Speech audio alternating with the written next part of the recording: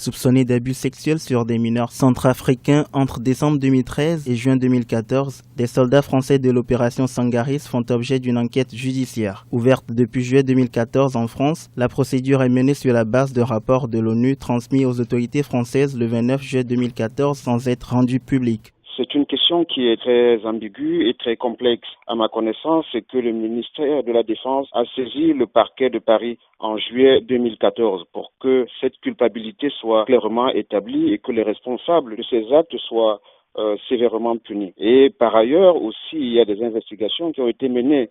Celles-ci ont été confiées au commandement de la gendarmerie prévôtale qui joue le rôle par ailleurs de police des polices au sein de l'armée. Les faits incriminés se seraient déroulés dans le cadre de la MINUSCA, la mission onusienne en République centrafricaine. Pour certains analystes, le phénomène n'est pas véritablement nouveau. Les Nations Unies ont déjà dû faire face à plusieurs scandales de pédophilie dans ses rangs lors des opérations de maintien de la paix. Simplement, ce sont des questions, encore une fois, qui sont très sensibles. Les cas de viol ou que ce soit entre adultes ou sur les enfants sont toujours très complexes à identifier. Et là, il faut du temps pour clarifier cela. Simplement, dans le cadre des opérations de maintien de la paix, l'on n'a pas toujours les mains libres, encore moins la possibilité d'enquêter sur des théâtres de conflit. Il faudrait peut-être que dans des situations de stabilisation post-conflit, que des dossiers pareils ressurgissent et que la justice soit dite.